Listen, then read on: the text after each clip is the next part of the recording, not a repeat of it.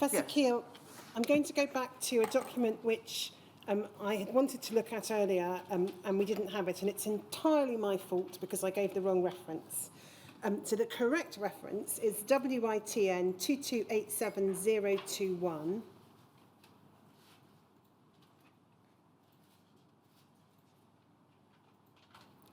And if we go to the second page, top half of the page, we can see these are the notes of a meeting between the Hemophilia Society and the Scottish National Blood Transfusion Service, 25th of November 1999. And then we can see a number of attendees on behalf of the Hemophilia Society and then on behalf of SNBTS, and then you and Keel there on behalf of the Scottish office. This was taking place in the course of the investigation, and as I understand it, the suggestion of a meeting between SNBTS and the Hemophilia Society was something which arose out of one of the earlier meetings as an idea that this might be a good thing to do. If we go to the third page, there's just a couple of points I wanted to pick up. So the bottom half of the page refers to a presentation by PF, so that's Peter Foster, and then paragraph 3.1, we see PD, that's Philip Dolan for the Haemophilia Society, raising the question of who determined the operating policies for haemophilia provision. Now, I just wanted to ask you about what you say here and on the following page. In the third bullet point, it's AK, so that's you, also advised that national policy in matters relating to donor testing were the responsibility of UK ministers. They took advice from a UK advisory committee, the Advisory Committee for the Virological Safety of Blood, ACVSB, and then there's reference to the membership of ACVSB. And then if we go over the page, we look again at the bottom half of the page. About halfway through the paragraph that's on the screen, it says several questions were asked on why ALT testing was not introduced in the UK. There's a response from BMC, so that's Brian McClelland. And then you're recorded as saying AK advised that the ACVSB had considered this issue over a number of years. On each occasion, they agreed that ALT testing should not be introduced because of the poor specificity of this test. Now, Professor Keel, the ACVSB only met for the first time in 1989, in April 1989. So it would appear that what you're setting out at the bottom of that page may not be correct. What was the basis of your understanding that the issue of ALT testing had been considered over a number of years by ACVSB? Well, if it met for the first time in 1989, in 1999 we're talking about 10 years later, so I think my statement could be considered accurate. Do you know, or did you know in 1999, what consideration had been given and by whom to the question of surrogate testing in Scotland in the 1980s? Because it wasn't the ACVSB in the 80s, because unless you're just talking about 1989. Did you have any knowledge of what other bodies or organisations or individuals had considered that issue? No, I can't recall having any knowledge of them. And this deals with ALT testing, and of course that may be the specific issue that had been raised by those present. But another aspect of surrogate testing is HBC testing. Was that something which was thought about in the course of the investigation at all, as far as you can recall? Well, it had been the remit of the investigation agreed by the Hemophilia Society didn't cover surrogate testing. So I think the answer to your question is no. I don't know what independent recollection you have of this meeting at this distance of time, Professor Keel, but if we go back to the second page. But just before Yes, we do, can we come back to the page we were on, please? And let me ask you just a couple of questions, Professor, about the last bullet point on the page.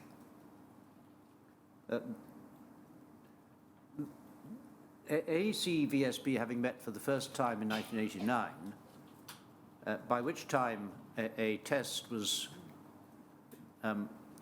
being promoted by the Chiron Corporation in the United States, and rapidly was becoming available in the UK, albeit second generation ultimately. Can you help at all with what, why the ACVSB might have been considering ALT testing in the first place? After all, if there was a test specific to the virus in question, why would you want a surrogate test? That's the first question. Yes. Well, you'll forgive me because, of course,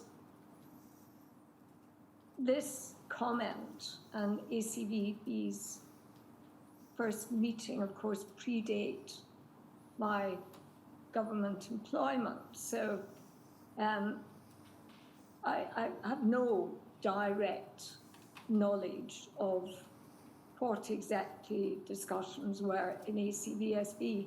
You're absolutely right.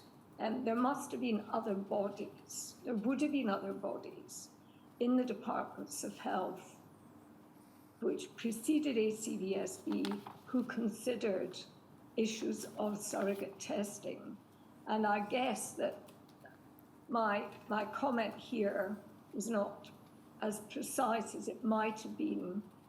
I should have said ACVSB and predecessor committees have considered this issue over a number of years. I see. That explains that. Thank you. The second question is that what is being envisaged for ALT testing here, I think, is use as a form of screening test. That would be right, would it? Yes. If one's having a screening test, the object of the test is to screen out anything which might be the infection in question. Am I right about that? You are. So why does the poor specificity of the test rather than the poor sensitivity matter directly? Well, if the test is positive, not because of non-E, non-B hepatitis or whatever organism, then you could consider it a false positive. It's elevated for other reasons, and I've already referred to them on a number of occasions, other hepatitis viruses, other infections, alcohol, obesity, etc. So that would be considered a false positive in the context of a screening test aimed at identifying non-E, non-B hepatitis. I understand. So what you are summarising here, or at least it's a minute, of course, so it may not represent everything that you said, but what we were summarising here was the problem of confirming, as it were, a positive test, of eliminating false positives, albeit they've been screened out.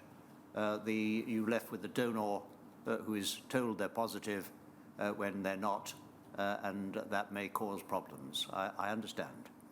Right, thank you very much.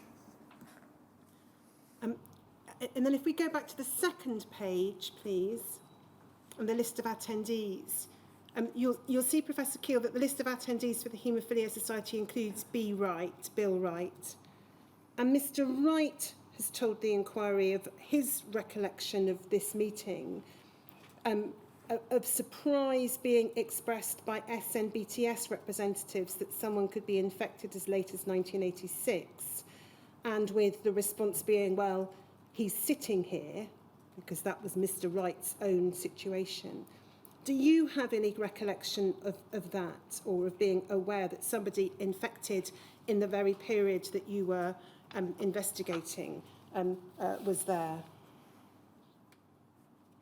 I have no recollection, and I may point out this is Mr. Wright's recollection of the meeting. I don't recall that being discussed.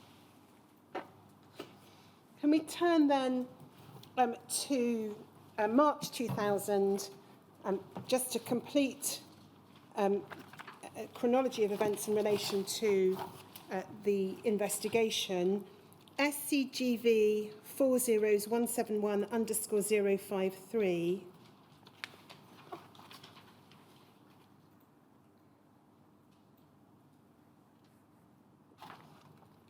This is a minute from you, 23rd of March 2000, to Ms. Dora, and you're providing your comments on the draft report that she's produced.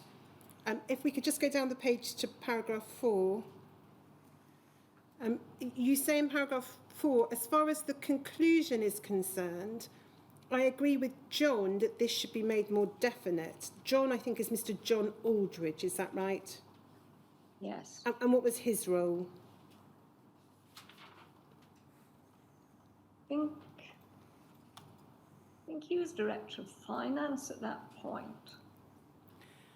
And then you suggest that the paragraph could refer to the fact that comparable developments in the commercial sector usually take significantly longer than SNBTS's development. I'll come back to that in a moment. If we just go over the page, you then say this: finally, as far as financial help is concerned, you will need no reminding that DH are very nervous about this. Mike McGovern made a point of bringing the issue up with me during a recent unrelated telephone conversation, during which I reassured him that we recognise that compensation in this area would set a very difficult precedent for the government, given the many claims for compensation that it receives. Now, bearing in mind Ms. Dora's role was to investigate whether there had been fault on the part of SNBTS, or negligence on the part of SNBTS, and to reach conclusions. Why was it relevant for you to remind her that the Department of Health was very nervous about the possibility of financial help?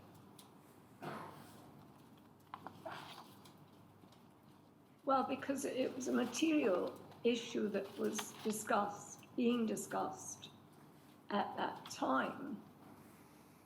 I mean, it's not directly relevant to the investigation, but clearly from previous documents, we have seen that the Scottish office, Scottish Executive, subsequently had over the years already done some pre-planning around the impact that setting up a compensation scheme would have, not expecting that that would be the case, but in preparation for that, should it be an eventuality. If we turn to the draft report, it starts on page 3.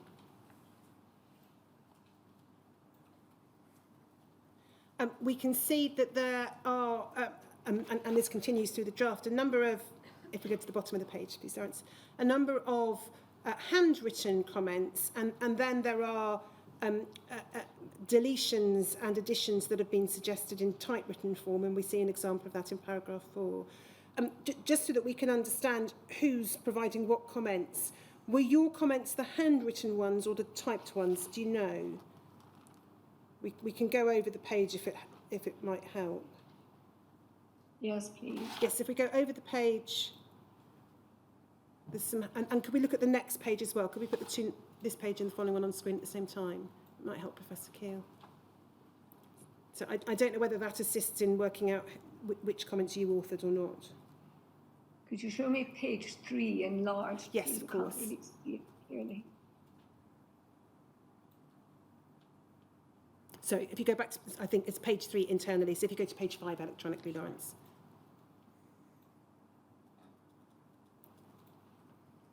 Does that assist at all, Professor Keel?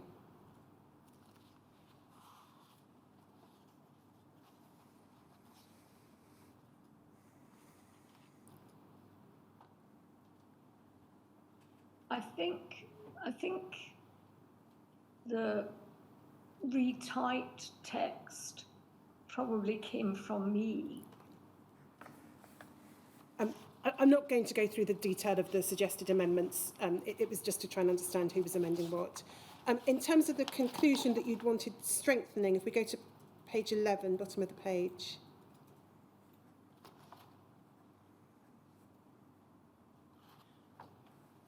So the conclusion, the episode of HCV infection of haemophiliacs is devastating for the individuals infected and their families, and is a matter for public distress and regret. While, and I'm just going to read out the amended text, while the facts strongly suggest that those involved in the manufacture of blood products made every effort to develop products free of viral risk, it's undeniable that these efforts took some time to come to fruition. However, to talk in terms of people being exposed longer than they should have been is not accurate. And then there's a reference to that being expanded in light of comment and covering minute. And then at the bottom of the page, there's a reference to scientific knowledge developing rapidly during the period in question. From the available evidence, SMBTS appear to have acted, and then there's text as quickly as possible. Somebody else has crossed that out and suggested reasonably under the circumstances. And then I think the suggestion is the words as quickly as they could go in there to develop a factor 8 product free of the risk of hepatitis C. Can you recall why it was you wanted that paragraph strengthened? Well, the context in which this investigation was taking place, the period that it was looking at, was one of fairly frenetic activity in the protein, in the fractionation of blood products world. You know, there's evidence which is cited in the report from the US, from other European countries, of fractionators really struggling to understand what processes could be safely applied to factor concentrates to render them virus-free without making them unsafe or reducing the active ingredient by such an amount that, you know, there wouldn't be enough product to go round. So I wanted this paragraph in to make sure that everybody knew that it wasn't just the UK that was struggling to achieve safety, viral safety in blood and blood products at this point. It was a worldwide issue. And then if we turn to SCGV 40171_077.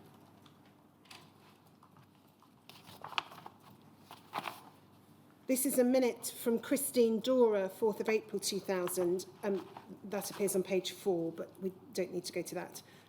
To the Minister for Health and Community Care, and we can see if we just look at the purpose of the minute, so if we go a little further down the page, it's to let the Minister see and comment on a draft report, and then various matters in which the Minister's approval was sought in terms of the process of publishing the report and so on. I just want to ask you about something that's on page 2 of the minute, which was copied to you, and it's paragraph 7, so towards the bottom of the page, where Ms. Dora says this: the second part of our remit was to examine evidence about the information given to patients with haemophilia in the 1980s about the risks of contracting HCV from blood products. And then Ms. Dora says this: this was much more difficult to research than the first part, since we could not find many papers from so long ago. However, Haemophilia Centre directors told us verbally what they could remember, and we have detailed this in the report. I believe some of them are worried about possible litigation, and we have been unable to obtain some of the papers they have mentioned. I am willing, however, to accept that there was no evidence that clinicians had a policy to deliberately mislead their patients about the risks of using factor VIII.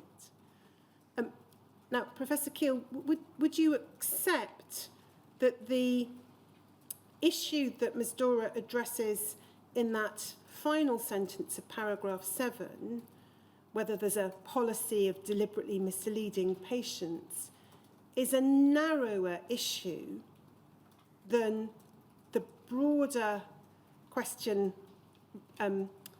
contained within the remit, which was to look at what information was given to patients?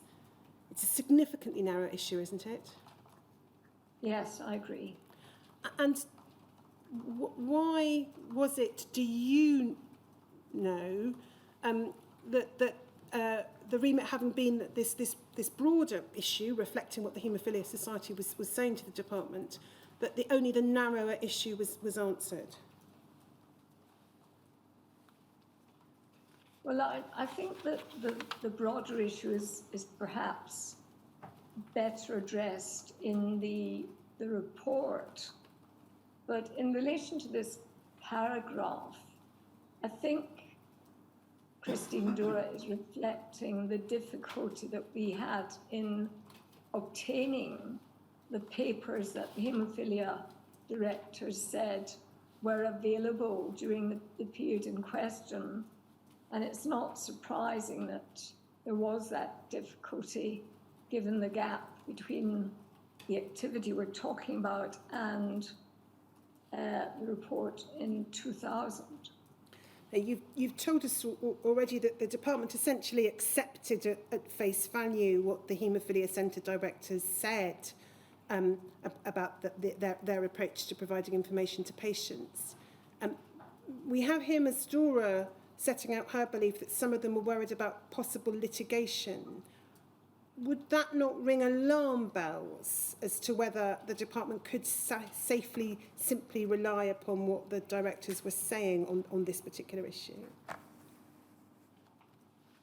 Why would it ring alarm bells? Because if they're worried about possible litigation, they may be less than forthcoming about what information was or wasn't provided to patients. Well, that may or may not be the case, but I think they could be worried about possible litigation, but still disclose all of the information available to them. The two are not mutually exclusive. The report itself in final form was published in October 2000, but I'm not going to take time going through that with you, Professor Keel, and we can pick that up with Ms. Deacon later in the week. I want then to look at some documentation and decision-making from 2000 onwards on the issue of financial support for hepatitis C. Some of it overlaps with the time period of the investigation.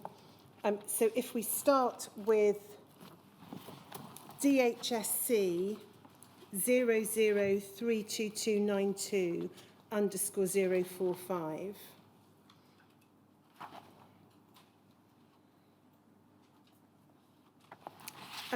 This is an email chain in April 2000, so it's whilst it's after the first draft of the report has been produced, and it's while the report is being finalised. If we go to the second page, we can pick up the email chain. So in the bottom half of the page, we have, if we go just up a few lines, please, Lawrence, if we go further up, so we can see who the emails. Thank you, perfect. So we can see Ms. Dora is sending an email on the 19th of April to you and to a number of others, and she says in the body of the email, thanks to those of you who've commented up to now on my attempts to draft a report. Please find attached what I hope is now a pretty final draft ministerial submission with recommendations on handling. And then if we go to the top of the page, we've got an email from John Aldridge, and we can pick it up in the third paragraph of the email where he says this: I note the issues on which you're seeking the minister's views. I think she should be pointed very firmly in the direction of not agreeing to compensation or special priority treatment for Hep C sufferers who may have been infected by NHS treatment.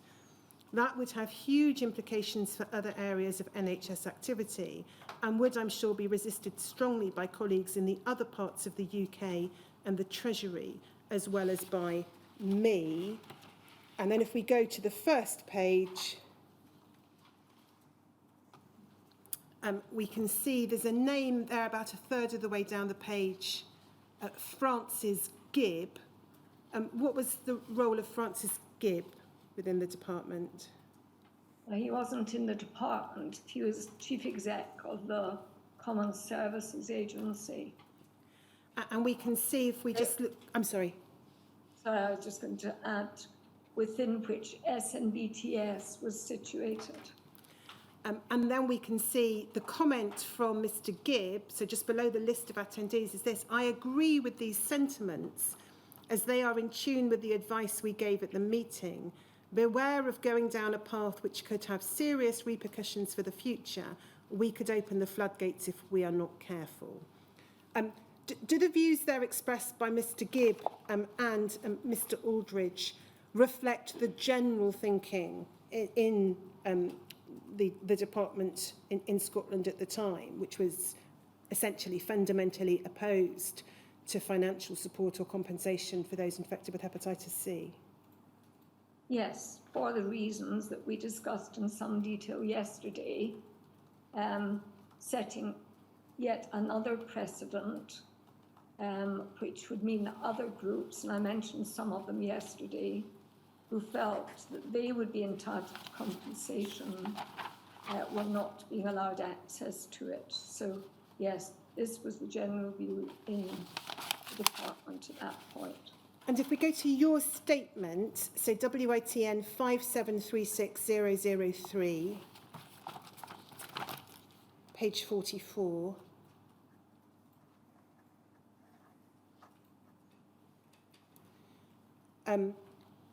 you were referred to that email exchange, and then we can see your answer at A76. You say these views were widely held in SE, so Scottish Executive and the Health Department around this time. And then in paragraph B, you set out your view. I agreed that the establishment of a scheme for compensation of HCV-infected patients would set a dangerous precedent. And then you go on to explain about other possible categories of patients. And C says your advice to ministers would have been along the lines outlined above. Now, dangerous precedent is it might be said, quite a strong way of putting it. Does that reflect your own strength of feeling at the time? Yes. And then if we could go, please, to SCGV 40171_031.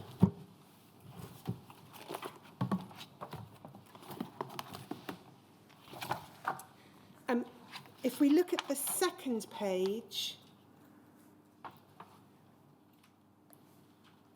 we'll see, we don't need to look at the detail of it, but this is part of the same email chain. So we've got Christine Dora's email at the bottom, John Aldridge's response at the top. If we go back to the first page, we can see, bottom half of the page, Ms. Dora's response to Mr. Aldridge. She says this: I note what you say about pointing the minister away from compensation. I'm intending to leave the arguments about compensation and other possible action to a future minute for the sake of digestibility. I agree that the arguments tend against the award of compensation or hardship payments. The Macfarlane Trust for People Infected with HIV is an uncomfortable precedent in this respect, so we'll need to marshal the arguments carefully. I also understand that Lord Hunt at the Department of Health has been reflecting on the idea of a possible hardship fund for hepatitis C victims. And then this: I really think it would be wise to have both ministers discuss and at least decide whether to operate in step with each other, although I am hoping they will decide the same thing and it won't be compensation. Now, this is the author of the investigation report. Why is it part of the role, or is it part of the role of a civil servant to hope that people infected with a serious, potentially fatal virus do not get compensation? Does it concern you the way in which Ms Dora, the author of the report, expressed herself? Yeah, I can't say I'm concerned by it. You have to remember, compensation was not part of the remit of this internal investigation. However, it was foreseen and had been for many years that compensation was an issue and could become an even bigger issue following the publication of the report. I think Christine Dora was merely sharing in the general sentiment around the departments of health up until that point, that going down the route of a compensation scheme where no negligence had been demonstrated would be ill-advised. If we move forward from April 2000 to February 2001 and go to SCGV 40174_068.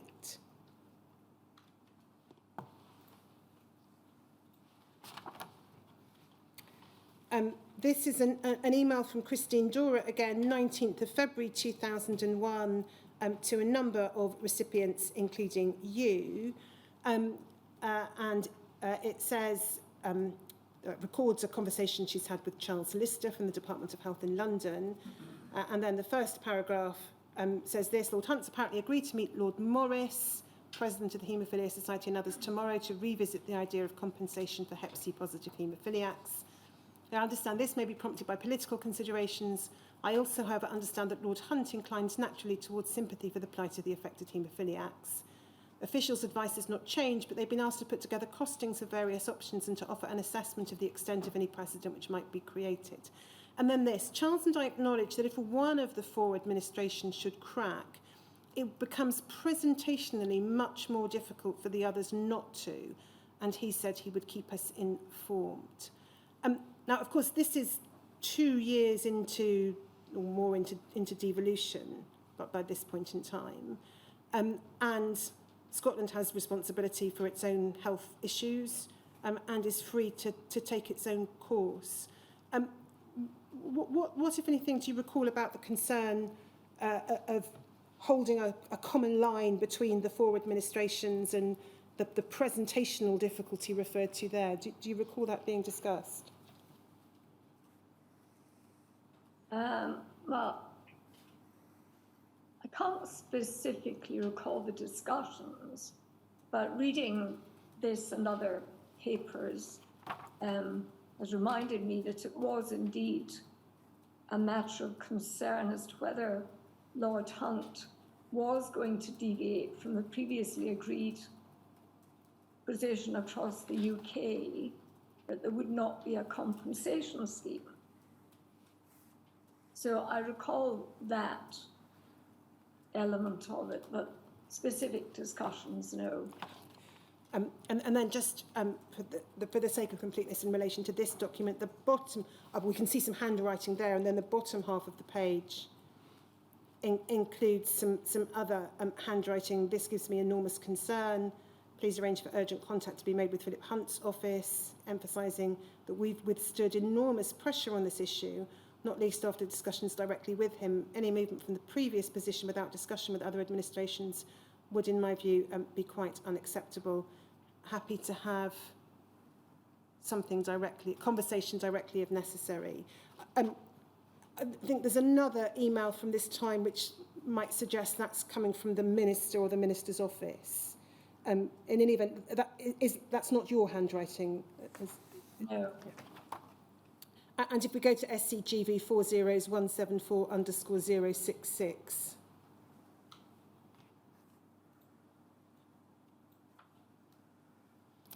We can pick it up in the middle of the page with an email addressed to Christine from Karen, which summarises those handwritten comments.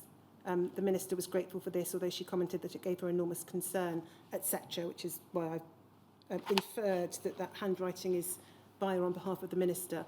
If we just go to the top of this email, just to see where we get to within February 2001, we can see Sandra, presumably Sandra Faulkner, to Karen, saying, I've been informed by colleagues in DH that Lord Hunt made it clear to Lord Morris and Eddie O'Hara MP that the government had decided against compensating haemophiliacs with HCV when Frank Dobson held his review, which we know was 1998, and that the subject is now closed. And then the response at the top of the page, the Minister will be VVV relieved.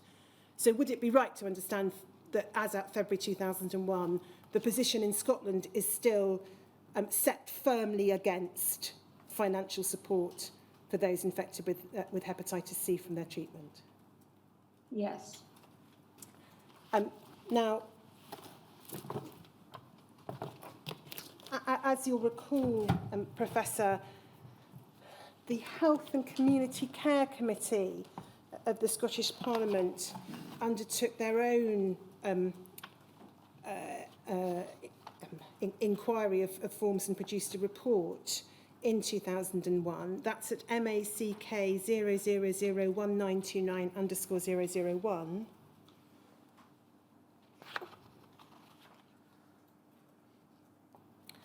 I don't propose to go through the detail of it. We can see the title of the report there.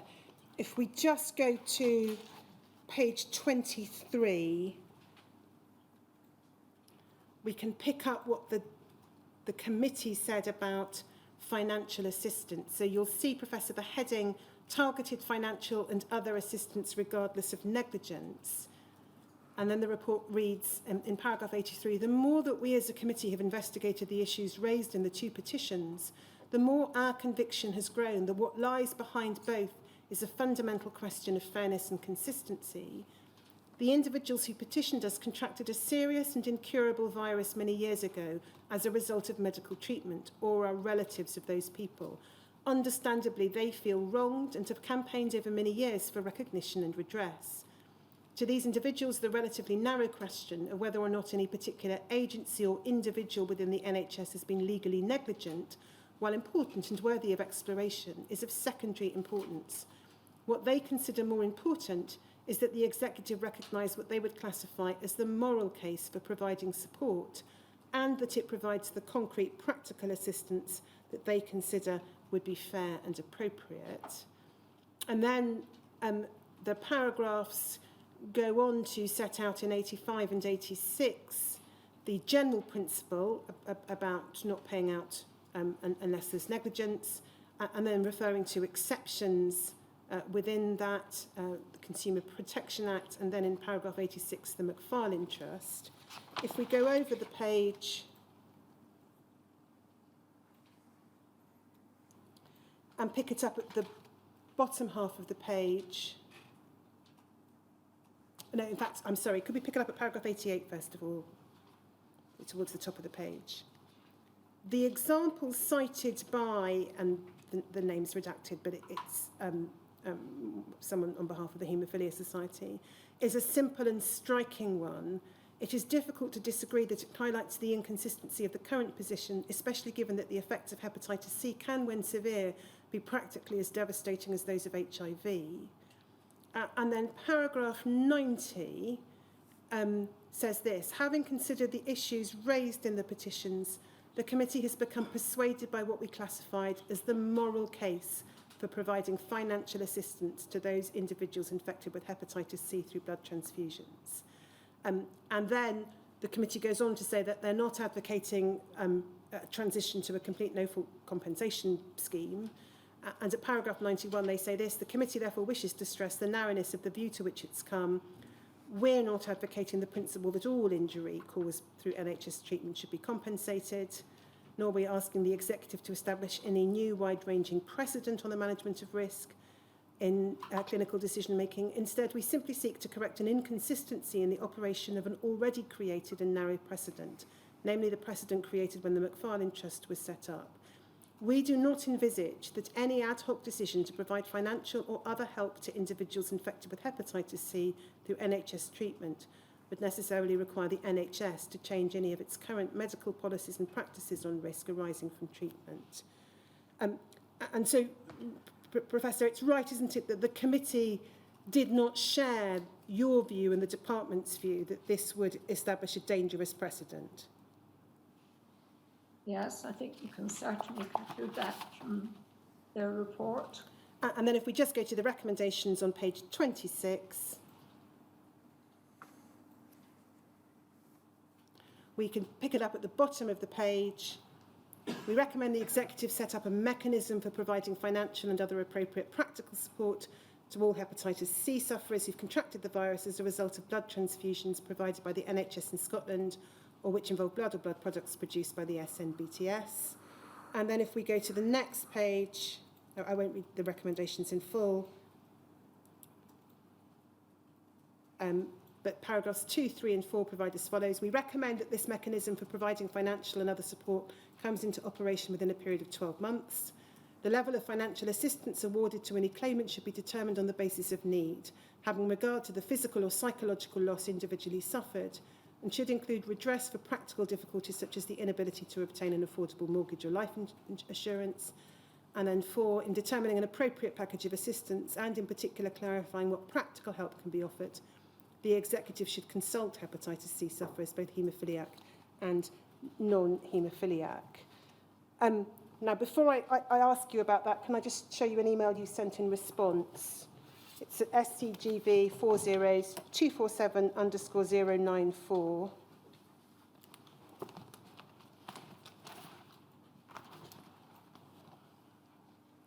And this is from you, 3rd of October 2001, to Mrs. Faulkner, copied to others. Paragraph 1, you were right to emphasise in our initial response to this that we will require time to consider its recommendations, no surprises, in the sense that we were expecting the committee to recommend compensation for those who've contracted Hep C through blood transfusion and fall outside the terms of the Burton judgment. And then you go on to make a number of points. I don't think I need to take you through those. You suggest in paragraph 2 that the committee's underestimated the difficulty in determining levels of compensation based on need. What do you recall of your response to and your thoughts about the committee's report? And I don't mean some of the finer points of detail, but the broad thrust of it, which is the executive should set up a scheme for compensation. We're recommending something which went directly against the policy which the executive and its predecessor had maintained for a number of years. Well, a number of observations, if I may. First of all, going back to the report, it talks about hemophiliacs and probably recipients of blood transfusion feeling wronged. Well, as I pointed out yesterday, and again today, those groups were not unique. There were other groups which we were aware of, and doubtless others that we were not aware of, who were interested in pursuing compensation. So the report, in using that phrase, it doesn't acknowledge the wider context and possibility, the reality, that others would come forward if a compensation scheme was set up for this group of individuals. I've commented in paragraph 2 here on how you would go about setting up the difficulties in going about setting up such a scheme based on need. How would you define physical or psychological loss at individual level? I could already envisage real difficulties in defining categories of patients and the level of their suffering to be compensated. So I guess my reading of the report was that it was slightly naive in its assumption that you could just set up a scheme and that would be very straightforward. And I also think that their conclusion that they didn't want to compensate everybody who'd been injured at the hands of the NHS, in their view, they didn't want a compensation scheme that covered everybody, and that seemed to me rather illogical in singling out hepatitis C infected individuals as a special category for compensation when there were other groups of patients out there who would feel equally wronged and equally eligible for such compensation. And as far as you can recall, were your views about the committee's report shared by your colleagues within the Scottish Executive and in particular within the Health Department? As far as I can recollect, yes.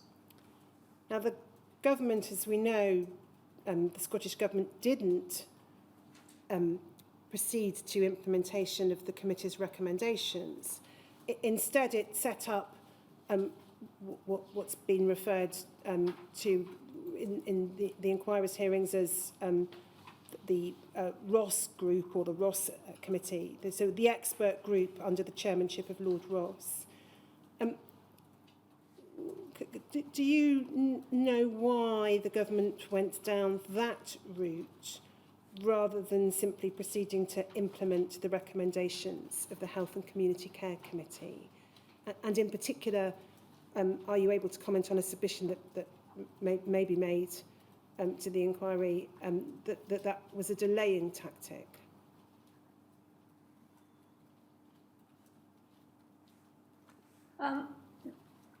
My recollection of the setting up of the Lord Ross expert group is I really had very little to do with it. This was a matter for officials and legal advisors to be fully involved in. You would need to ask ministers what was in their minds in terms of setting up the expert group. Part of it certainly was, as far as I can recollect, to get a better handle on the difficulties I've already mentioned and are covered in paragraph 2 here, of defining levels of compensation. And I think at least part of the expert group's task was to try and better understand those difficulties. Can I ask you then to look at something you say in your witness statement, more broadly on the question of compensation? It's WITN 5736003, and if we could go to page 60, and it's the bottom half of the page. Page 60, yes, thank you, Lawrence.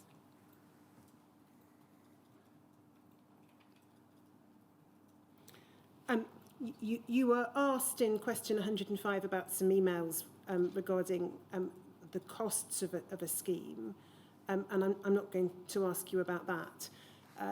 But you say in paragraph A105, third line, I regretted that the Burton judgment had forced a move away from the previous principle that no compensation was due where there was no negligence proven on the part of the NHS. Now, the expression of regret about the Burton judgment is not, I think, a view that the inquiry's heard from others so far in the course of its hearings. Why did you feel that way about a judgment of the High Court?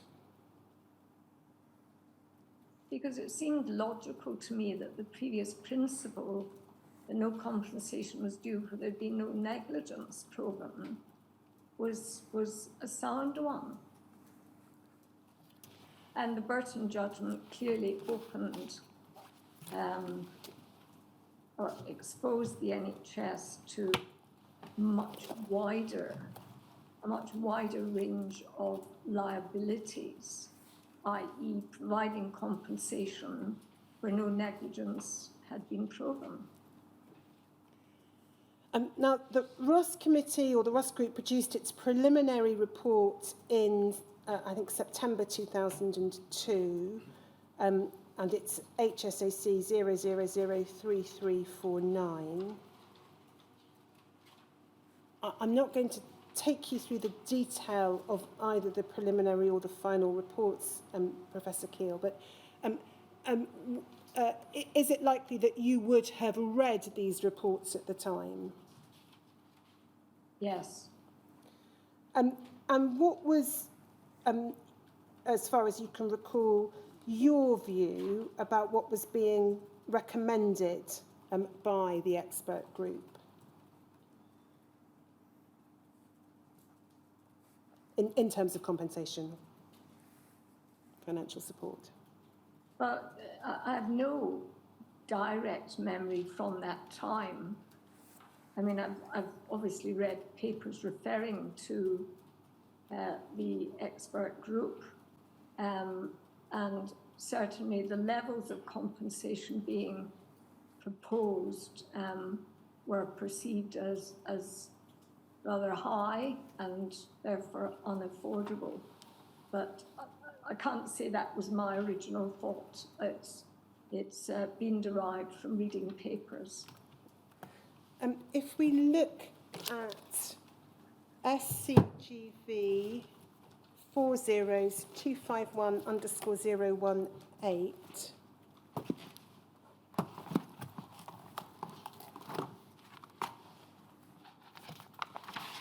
and we go to the second page, this is from Bob Stock, 29th of January 2003, to the Minister, who by now is, I think, Malcolm Chisholm. It's copied to you. Your name's on a long list of recipients on the fourth page. And we can see what it records is, in paragraph 1, is to record and confirm the decision taken today to inform the Health and Community Care Committee that the Executive would be prepared to fund a scheme that would make lump sum payments to those who now have hepatitis C as the result of receiving blood products or tissue from the NHS in Scotland. And then reference is made in paragraph 3 and 4 to there having been a brief discussion at Cabinet and the costing of a scheme, this is paragraph 4, on the basis of making lump sum payments of $20,000 to all those who now have hepatitis C, with a further $25,000 to those who have cirrhosis, liver cancer or liver failure. And it said this was put forward with the agreement of the First Minister to the committee today. So in terms of the chronology of events, Professor Keel, we have the preliminary report in September 2002, and then whilst the final report is awaited, and it was published I think in March 2003, the Minister makes an announcement along the lines that we see referred here of a willingness to fund a scheme that would make payments along these lines. Do you have any recollection of what your involvement in that decision-making process was, and in what was obviously a change of position on the part of the Scottish Executive? I think my involvement was minimal. Clearly this was a political decision made in Cabinet, and I don't recollect being involved in any of the discussions around it.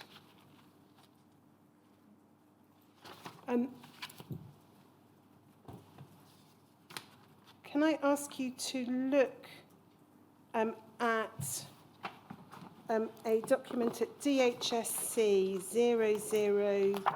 0020742_071, please? I think that's the right reference, Lawrence.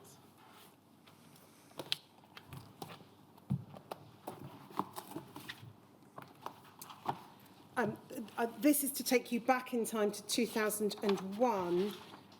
If we go to page 3, this picks up on the Burton judgment, and we can see the first paragraph reads, in March 2001, the High Court in England awarded damages, etc., and that's a reflection of Mr. Justice Burton's judgment. And then the second paragraph says this: following the CPA High Court ruling, the Scottish Executive announced in August, and that's August 2001, a decision to settle outstanding legal actions brought under the Act by Scottish blood recipients infected with hepatitis C, and then there's a reference to the Health and Community Care Committee report. Bearing in mind that decision to settle outstanding legal actions brought under the Consumer Protection Act, can I now ask you to look at a different document, which I hope you were provided with overnight, Professor Keel. It's a very short document, SBTS 40357_059.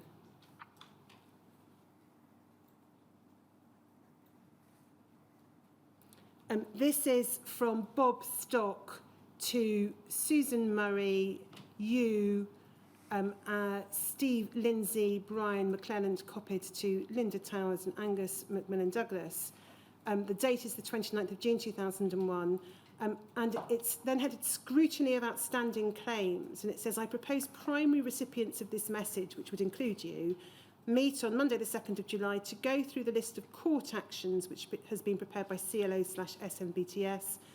The main purpose will be to endorse the proposed categorisation into those where CLO will enter into discussions with the legal representatives of claimants and those where they will not. Hopefully this will be a straightforward exercise, but the Minister is anxious that the list is thoroughly scrutinised, particularly by Scottish Executive solicitors before any letters are sent out. It's a limited piece of material upon which to prompt your memory, Professor Keel, but do you have any recollection of your involvement with the process referred to here of deciding how outstanding claims should be dealt with? No, I don't. And clearly I was only going to be at the meeting for half an hour. So I think I infer from that my involvement was minimal and not particularly material to the discussion around eligibility of these litigants under CPA to have a claim settled. And leaving aside this particular document, do you know whether you had any broader involvement with providing advice from a medical perspective about how individual claims should be assessed and what approach should be taken to the payment of compensation or otherwise? No, I suspect that the discussion around whether they should be settled or not was entirely on legal grounds and not medical.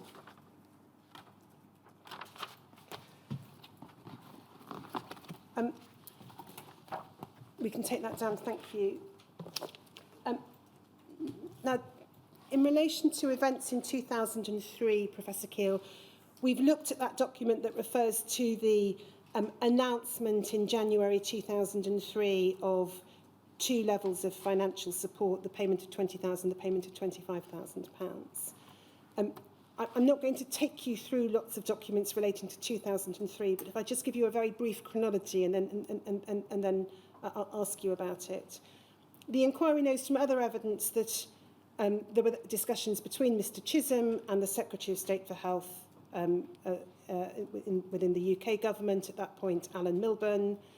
Advice was sought from law officers as to whether Scotland could set up a financial support scheme using its devolved powers, or whether this was a reserved matter.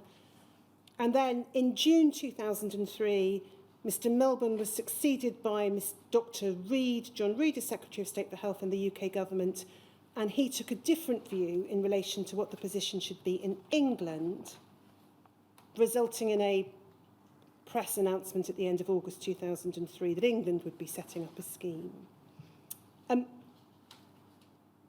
Did you, as far as you can recall, have any involvement with that process? So the process of going to the law officers for advice, or discussions as to what might be the position in England and the effect that might have upon the scheme or a scheme in Scotland? I'm afraid I have no recollection of being involved in that particular part of the chronology. And did you have any understanding in 2003 as to whether that announcement we looked at in January 2003 of the 20,000 and the 25,000, was it your understanding that that was fixed the parameters of a scheme in Scotland, or was the position about what the payments might be still flexible and open for further consideration?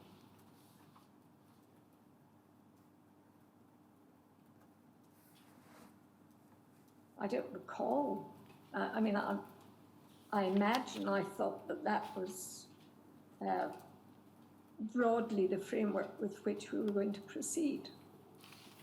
But with John Reed's change of direction south of the border, I suspect the figures were further discussed and refined. But you don't recall being party to those discussions? I don't recall being part of that. You did, however, I think, have some involvement in discussions about the medical trigger for the second stage payment. We can look at 2 or 3 documents in that regard, but before we do so, what do you recall about the decision-making process in relation to that? Well, clearly the second payment of £25,000 on the diagnosis of cirrhosis is a key point in determining the level of payment. Now, the gold standard, there is no other test other than liver biopsy that really meets the criteria for a definitive test to diagnose liver cirrhosis. And I think I say in my written statement, or highlight the issues that would have given rise to for the hemophilia patients in particular. Liver biopsy is a highly invasive medical procedure which carries with it a risk of hemorrhage, which clearly in hemophilia patients would be extremely serious. So it would not be a routine, an investigation routinely embarked on in that group of patients. So I had discussions with, I recall, Professor Peter Hayes, who was the departmental advisor in hepatology at that point, to see if there was any other non-invasive test that might act as the trigger for that second payment. My recollection is that discussions with Peter Hayes and more widely failed to yield any real substitute for liver biopsy. So I think ultimately the conclusion was that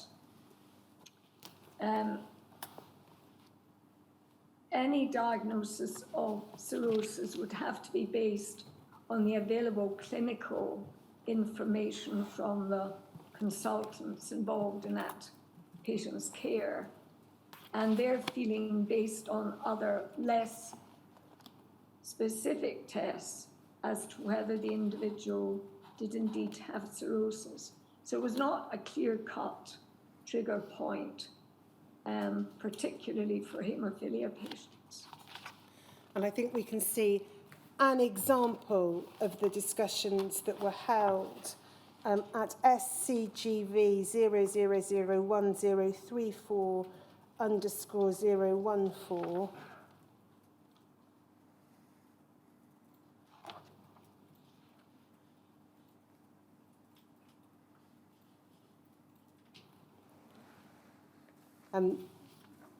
There's certainly some earlier exchange with Dr. Hayes in February of 2003.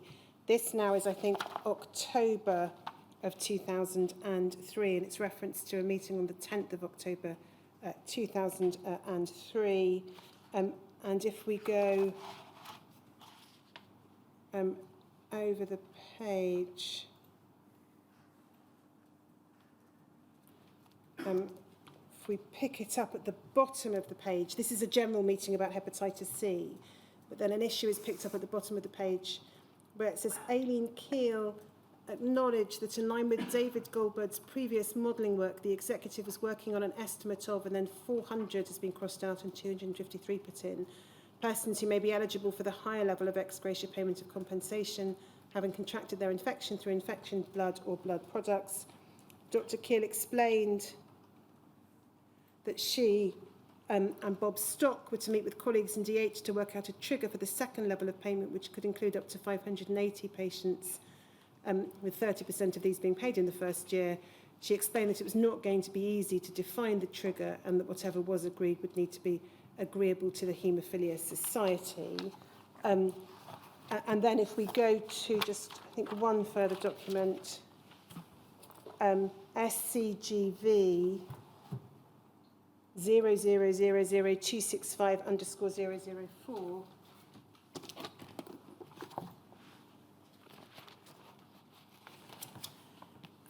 We've got here a meeting which is then specifically focused on the ex gratia payment scheme. This is 14th of October 2003. It refers to a number of people being present, and the purpose of the meeting is to discuss the medical trigger point for the proposed higher payment. Now, I'm not going to go through the detail of what was discussed, but do you recall whether there was at this point in time a series of meetings to discuss issues relating to the parameters and the working out of the ex gratia payment scheme, or whether there were just one or two such encounters? I honestly can't remember.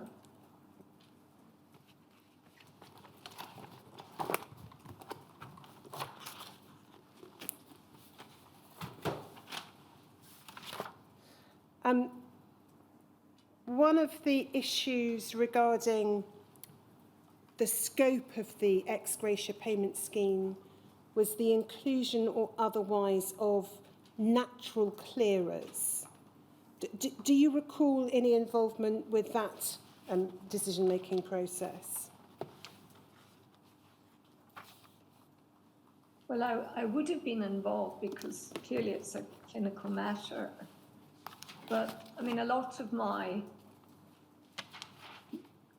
recollection in this area has been jogged by reading the papers rather than actual recollection of the events themselves. If we just look at one document, or possibly two, on natural clearers, DHSC 0004510_080.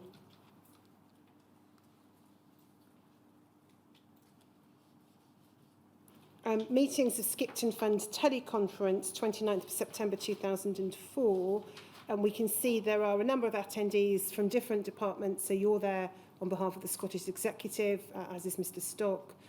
There are representatives from the Welsh Assembly and from the Department of Health in England, with an apology from the Department of Health and Social Services in Northern Ireland.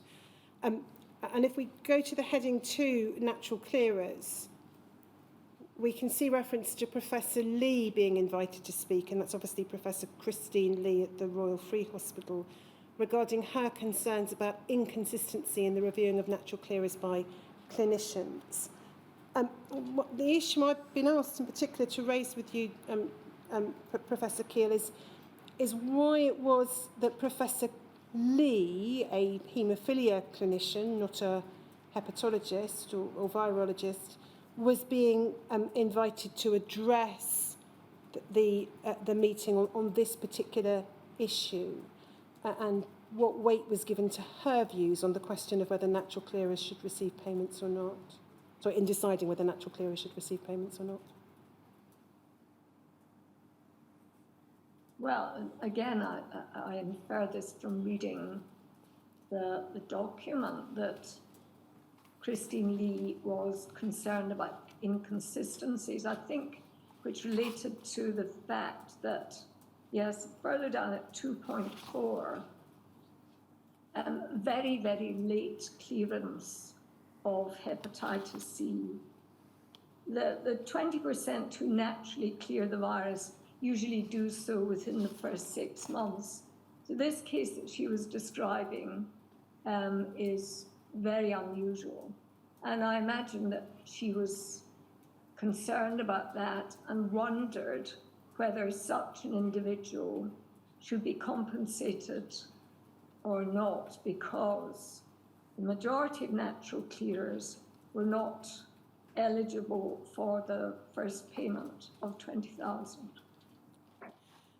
If we just look at, so that I can finish this topic before we break, one further document, DHSC 0006798_072.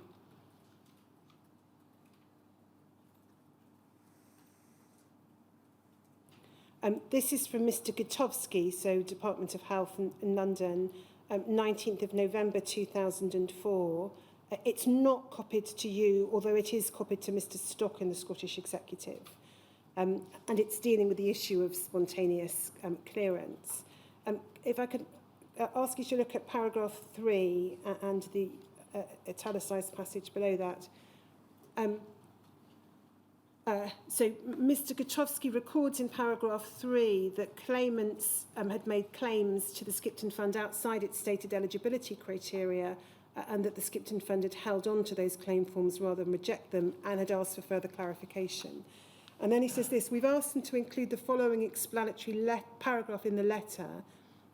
Patients would only be eligible for the first payment if, 1, there was evidence they developed chronic hepatitis C infection, but this had resolved spontaneously, thought to be a reasonably rare situation, or 2, had developed chronic hepatitis C infection but subsequently cleared the virus as a result of treatment.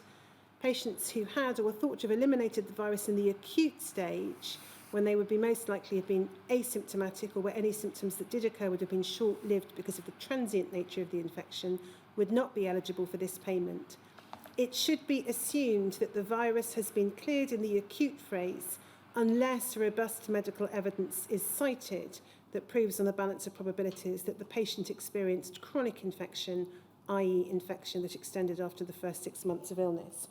And the question I've been asked to ask you, Professor Keel, is whether that requirement that there be an assumption that the virus has been cleared in the acute phase unless robust medical evidence is cited was based on your advice.